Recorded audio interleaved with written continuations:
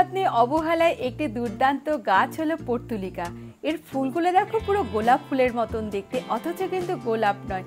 একদম এর যত্নের তেমন কোনো প্রয়োজনই পড়ে না, একটু আধটু জল আর প্রচুর রোদ দিলে ফুলে ফুলে কিন্তু পুরো বাগান ভর্তি করে রাখে। এই গাছকে যদি একটু যত্ন করা যায় প্রচুর ফুল দেবে গাছে। তো আজকের আমি 7খানা টিপস অ্যান্ড কেয়ার নিয়ে এসেছি। প্রথমত হলো এই গাছকে আমরা খুব সহজে কি করে লাগাবো, এই গাছের মাটি কেমন হবে, এই গাছ কেমন সানলাইট পছন্দ করে, এই গাছ জলের পরিমাণ কেমন হবে, আর কি কি খাবার দেব, আর এই গাছে প্রচুর ফুল পেতে আর গাছকে ঝাঁকড়া করতে আমরা কি কি উপায় অবলম্বন করব। আর এই গাছে যদি পোকামাকড় হয়, তেমন একটা হয় না, বা যদিও বা হয় তাহলে আমরা কি কি ওষুধ দেব।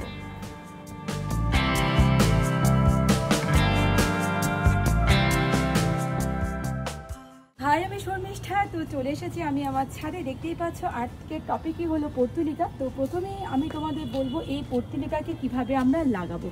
তো এই গাছে এত ভালো আমাদেরকে ফুল দেয় যে তুমি যদি গাছটা লাগিয়ে ভুলেও যাও তাতেও কিন্তু ওরা তোমাকে ফুল দিতে ভোলে না, ওরা ঠিক টাইম মতন ফুল দিয়ে যায়। এই গাছকে এক একজনে এক এক রকম নামে ডাকে, কেউ বলে অফিস টাইমের গাছ, কেউ বলে টাইম ফুল গাছ। টাইম ফুল গাছ এই জন্যই বলে সকাল 8টা সাড়ে 8টা থেকে ফুটতে শুরু করে, বেলা 12:30 1টা পর্যন্ত এইভাবে ফুলে ফুলে গাছকে পুরো বাগানকে ভর্তি করে রাখে। তারপরে আস্তে আস্তে কিন্তু বুঝে যায়, ফের আবার আগামীকালকে 8:30 মানে সকাল 8টা সাড়ে 8টার দিকে ও ফুটতে শুরু করবে। এই জন্য এই ফুলের এত বেশি চাহিদা, এবং বিনা খাটনিতে বিনা খরচে। গাছ লাগাতে গেলেও তেমন কিছু লাগে না, শুধু বলে এরকম একটা ডাল কেটে লাগিয়ে দিলে কিন্তু খুব সহজেই গাছকে 40 দিনের মধ্যে তোমরা এভাবে গ্রো করতে পারো, এবং বাগান কিন্তু ফুলে ফুলে ভর্তি হয়ে যাবে। খুব সহজেই ডাল থেকে কেটে কেটে এরকম কাটিং করে পর্তুলিকাকে লাগানো যায়। তো প্রথমে আমি তোমাদেরকে আগে দেখাবো কিভাবে পর্তুলিকা এত সহজে লাগানো যায়, এবং একে গ্রো করাও কিন্তু খুব সহজ।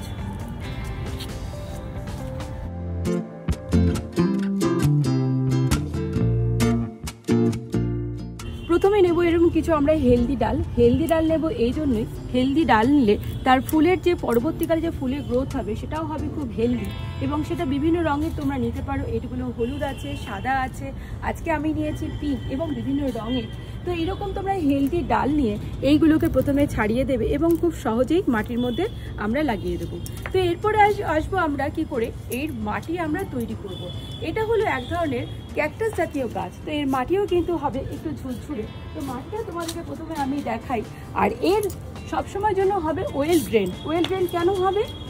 এই গাছ জল পছন্দ করে না, মানে হালকা ময়েশ্চার পছন্দ করে, কিন্তু বেশি জল কিন্তু পছন্দ করে না। তো প্রথমে একটা এরকম টব নেব আমরা, আগে এই গাছের মাটিটা তৈরি করে নিই। তো প্রথমে একটা এরকম টব নেব, এভাবে এই নুড়িগুলোকে আমরা এর তলায় দিয়ে দেবো। তো প্রথমে দেবো হচ্ছে বালি। আমি কি কি খাবার নিয়েছি দেখো, এটা হলো বালি, লাল বালি, দেখে বুঝতে পারছো এটা লাল বালি। এটা হলো গোবর সার, এটা হলো নর্মাল যে মাটিটাকে আমরা ব্যবহার করি সেই মাটি। তো যেহেতু ড্রেনিং সিস্টেম আমাদের খুব ভালো হওয়া প্রয়োজন, তাই প্রথমেই আমরা এভাবে প্রথমে বালিকে দিয়ে দেব,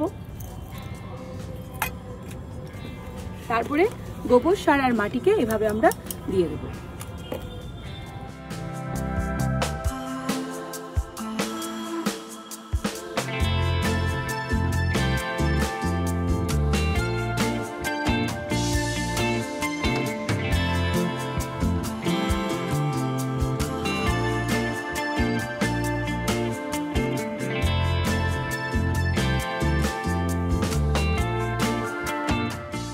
এবার 2-3 দিনের জন্য এটাকে একটা ছাওয়াতে রেখে দেবো। এই দেখো এত ভালো ড্রেনিং সিস্টেম হয়েছে যে জল দেওয়ার সঙ্গে সঙ্গে কিন্তু জল পড়ে যাচ্ছে।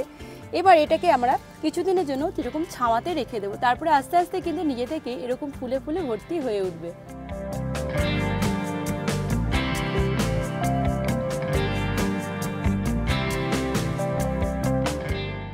এই গাছকে তোমরা ঝাঁকালো কি করে করবে, এবং অনেক বেশি ফুল এই গাছে আনবে কি করে। লক্ষ্য করে দেখো, এই গাছ যখন ফুল ফুটে যায় তখন এই যে তার ফুল শুকিয়ে যায়, এবং এখান থেকে কিন্তু বীজের সৃষ্টি হয়। এই বীজগুলোকে কেটে দিলে গাছ ঝাঁকড়া হয় এবং প্রচুর পরিমাণে ফুল ফোটে। অতএব যখনই এই ফুলগুলো ফুটে যাবে, এই ডালগুলোকে কেটে দেবে, তাতে কি হবে, প্রচুর ফুল ফোটাবে। আর এই গাছ যত তোমরা কেটে কেটে এভাবে ছোট করে দেবে, এই যে কেটে কেটে ছোট করে দেবে, এই গাছ কিন্তু তত ঝাঁকড়া হবে।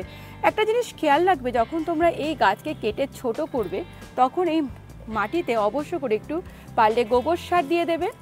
তাতে গাছটা আরেকটু খাবার পাবে এবং গাছটা ফুলে ফুলে ভরে উঠবে এবং গাছটা হেলদি হবে। আর সঙ্গে দেবে ফাঙ্গিসাইড অথবা সাপ। আমরা এই ফাঙ্গিসাইড সবাই চিনি, অল্প করে গাছের গোড়াতে বা দূরের দিকে একটু করে দিয়ে দিতে পারো, অবশ্যই বিকেলের দিকে। এতে গাছের পোকামাকড়ের আক্রমণ বা ছত্রাক আক্রমণ থেকে গাছ কিন্তু রক্ষা পাবে, এতে ভয় পাওয়ার কোনো কারণ নেই। তো তোমরা এরকম করে দেখো, আশা করি তোমাদের গাছ ভীষণ ভালো রেজাল্ট দেবে।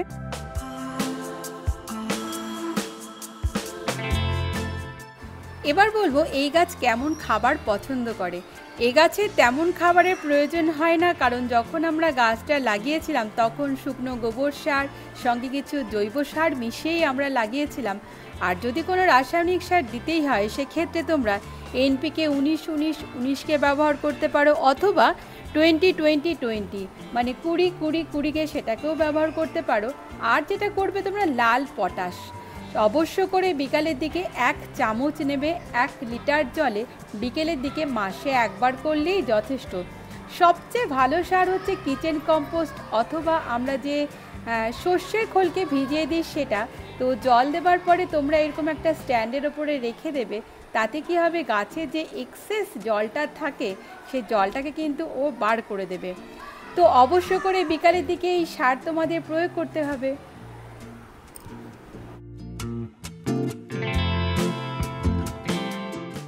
এবার বলবো এই গাছ জল কেমন পছন্দ করে। এই গাছের মাটি যখন দেখবে এই রকম শুকিয়ে ওপরটা ড্রাই হয়ে এসেছে, ঠিক তখনই এই গাছে জল দেবে। না হলে এই গাছ যেহেতু ক্যাকটাস জাতীয় গাছ, খুব একটা জল পছন্দ করে না বললাম। তো আর একটা জিনিস দেখো, এই গাছের পাতাতেই কিন্তু প্রচুর পরিমাণে জল ধরে রাখা থাকে। এই দেখো পাতাগুলো হয় এদের মোটা মোটা, এই দেখো টিপ দিলেই বুঝতে পারবে। এই দেখো কত জল ধরে রাখা থাকে, এই জন্য এই গাছে জল বেশি না দিলেও চলবে। আর যখন গাছে তোমরা এরকম জল দেবে, এই যে দেখাই আমি, তখন যে এই যে আগাছাগুলো আছে যখন জল দেবে তখন কিন্তু এই মাটিটা নরম হয়ে যায় বলে এই আগাছাগুলো খুব সহজেই টেনে তোলা যায়। অবশ্য করে এই জল দিয়ে কিন্তু এই আগাছা তোমরা তুলবে, না হলে এই গাছ এত নরম হয় যে খুব সহজে কিন্তু আগাছার সঙ্গে গাছও উঠে চলে আসবে। তো যখন জল দেবে অবশ্যই মনে থাকবে জলের সঙ্গে সঙ্গে আগাছাকেও তোমরা তুলে দেবে। তো এবার বলবো এই গাছ রোদ কেমন পছন্দ করে। এই গাছ কিন্তু ভীষণ রোদ পছন্দ করে। সকাল 8:30 থেকে বেলা 1:30-2 পর্যন্ত সারাদিনই ছাদে রোদে পড়ে থাকলে এই গাছ খুব ভালো গ্রো করে। এই জন্য এই গাছে প্রচুর পরিমাণে রোদের দরকার হয়।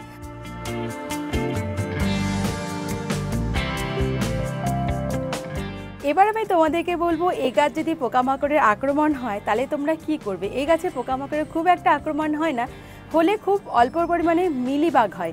মিলিবাগ হলে এই যে ডিটারজেন্ট পাউডার আমরা যেটা দিয়ে বাসন মাজি সেটাকে তোমরা 2 লিটার জলে 1 ছিপি নিয়ে ব্যবহার করতে পারো, অবশ্যই বিকালের দিকে। আর দেবে তোমরা হচ্ছে নিম তেল।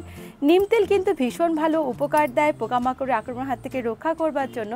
এর থেকে বেশি খুব একটা গাছের ক্ষতি হয় না। আর যদিও বা গাছে আরও বেশি অধিক পোকামাকড়ের আক্রমণ হয় সেক্ষেত্রে তোমরা ওস্তাদ ব্যবহার করতে পারো। ওস্তাদ যে কোনো সারের দোকানে গেলে ওস্তাদ দিয়ে দেবে, ওই ওস্তাদও এরকম একটা ছিপি করে অল্প নিয়ে ওটাও 2 লিটার জলের মধ্যে তোমরা দিয়ে দেবে। তো বন্ধুরা ভিডিওটি কেমন লাগলো অবশ্যই লাইক কমেন্ট করে জানিও, আর কি তোমরা জানতে চাও সেটা অবশ্য করে জানিও। তো দেখা হচ্ছে আমাদের পরের ব্লগে। আজকের মতন আমরা এখানেই শেষ করবো, টাটা।